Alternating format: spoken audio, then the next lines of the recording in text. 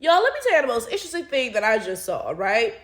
So on April 15th, 2025, a white woman tweeted a picture of Austin Metcalf, right? And it said, White Lives Matter in loving memory of Austin Metcalf, 2007 through 2025, right?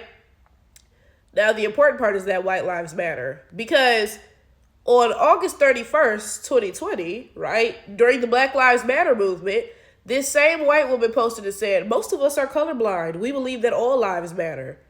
So I'm confused. So during the Black Lives Matter movement, you were colorblind and believed that all lives mattered, right? But when this little white boy get killed, suddenly you not colorblind no more. White lives matter. Ain't that kind of peculiar? I feel like that's a little bit strange.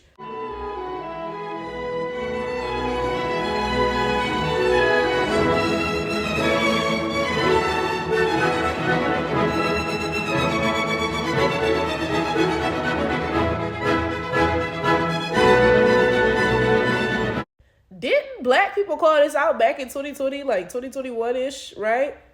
We literally said, y'all don't believe that Black Lives Matter. First of all, we can tell by your actions. We can tell by that, right? But then we can also tell by your words. The fact that you all have such an aversion to simply saying Black Lives Matter, clearly you have issue with that statement. Clearly, if you can see this white supremacist system and how it is targeting black people, right?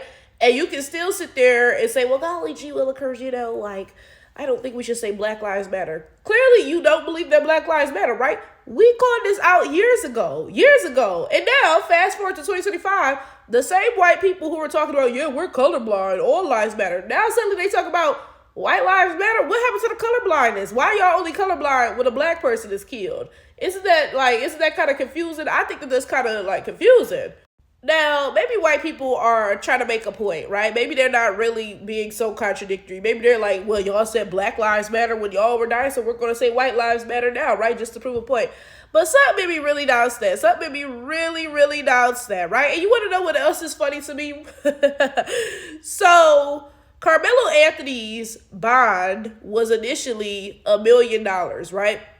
But a black woman judge cut it down to 250,000. So he was able to make bail because you only got to pay 10%, right? Like he was able to make bail, and now he's at home, right, waiting for trial.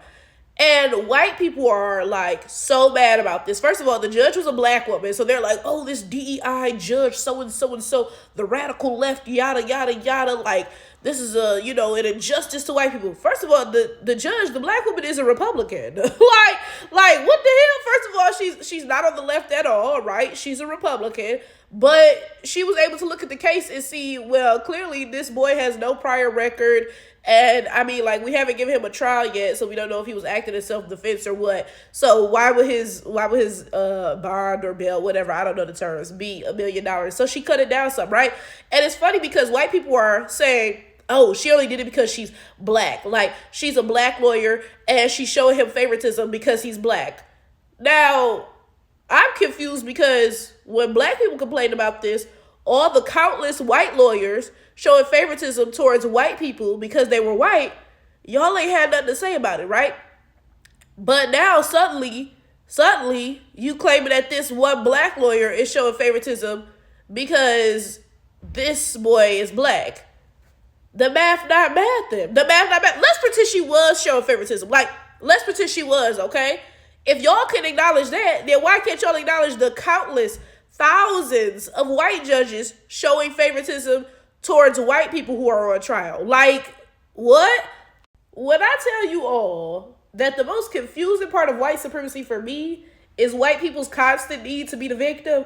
Because one thing that I employ in my real life is I said what I said, I did what I did. If I said something, I'll be like, yeah, I said it. If I did something, yeah, I did it, right? But white people, they aren't like that, right? They will put in place an entire system of white supremacy. And instead of saying, yeah, I said what I said, I did what I did, I'm the oppressor, right? They'll somehow try to paint themselves as the victims. Like, that's the most confusing part about it for me. Like, you're well aware that we live in a system of white supremacy. And instead of saying, yeah, yep, sure, that happened, right? All these judges are looking out for white people because of this system of white supremacy. It's unfair to black people, so. Instead of that, you try to paint yourself as the victim. Well, no, they didn't do that. But this one black judge, she did that for this one black person. Are you serious? Like, come on now. You know the scary and unfortunate part about this, though, is the fact that this behavior from white people is not new. It is taught. It has been passed down for generations, right? During the height of Jim Crow, these people would lynch an innocent black person and then turn themselves into the victim, right? So they would have a mob of 1,000-something people torture a black person, right?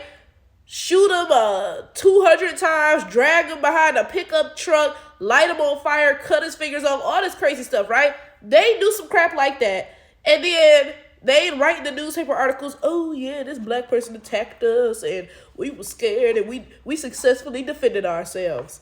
Y'all, that's the scary part about this, is that none of this is new. The only thing that is different now is that we're living in this age of information, so we can clearly see what is happening and call it out. Because back then, folks were on the other side of the country. They didn't see what happened. They just read that shit and believe it. I mean, at least, the white people would, right? Black people, of course, we was like, yo, what, right?